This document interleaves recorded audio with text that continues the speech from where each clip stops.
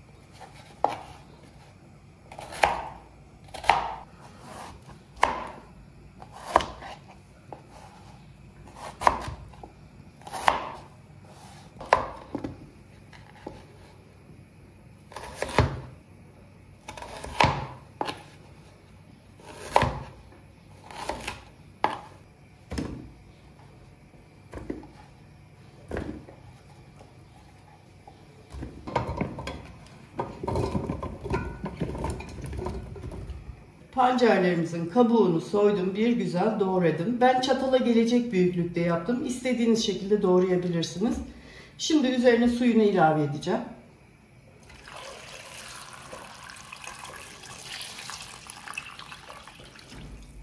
Evet, şimdi ocağa götürüp altını yakacağım.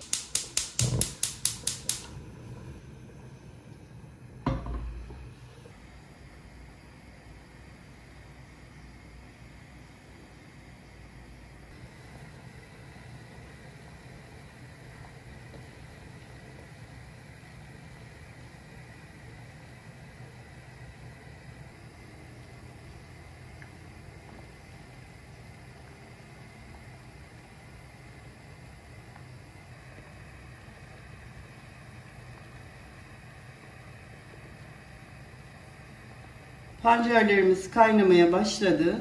Üzerinde de böyle bir köpükler oluşuyor. Bunları alalım.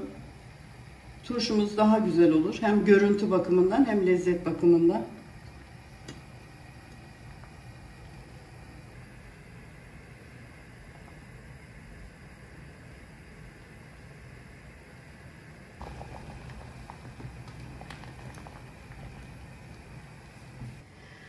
Burada 6 diş sarımsağım var. Bir başa yakın.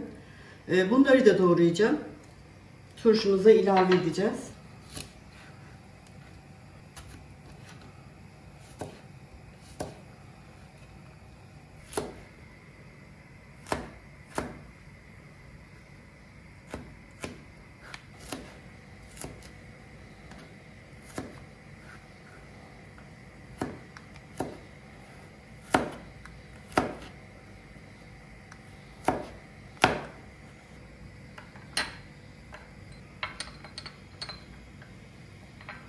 Burada da arkadaşlar kereviz yaprağım var. Bunları da doğrayacağım.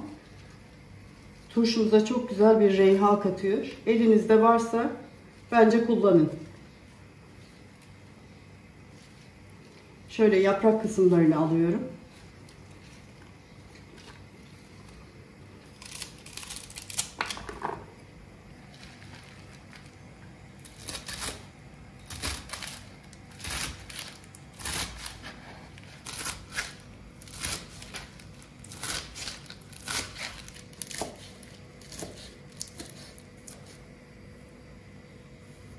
Burada 200 milim bardak ile böyle bir 4'te 3 dolulukta üzüm sirkesi ilave edeceğim.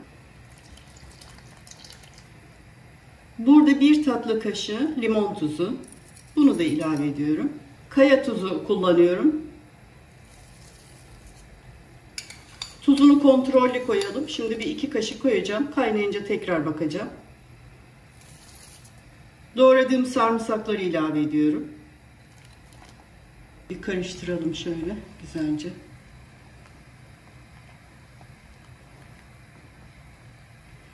Evet, şöyle bir iki taşım daha kaynasın.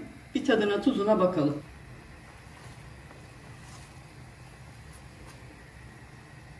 Doğradığım kereviz yapraklarını da ilave ettim.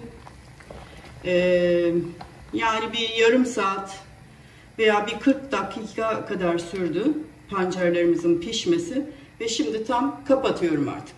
Şöyle biraz kendi kendine hafif ılısın.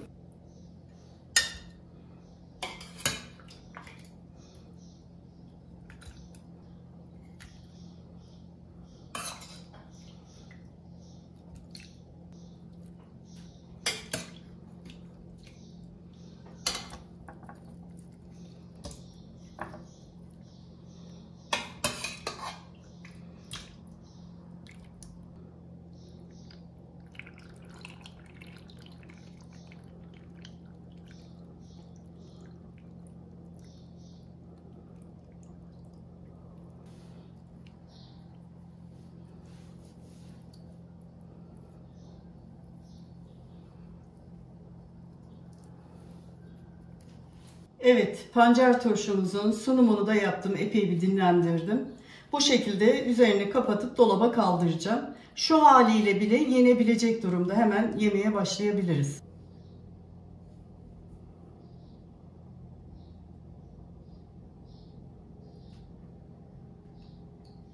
Bugün de tarifimin sonuna gelmiş olduk. Bir dahaki tarifimde buluşmak üzere diyorum. Hoşça kalın.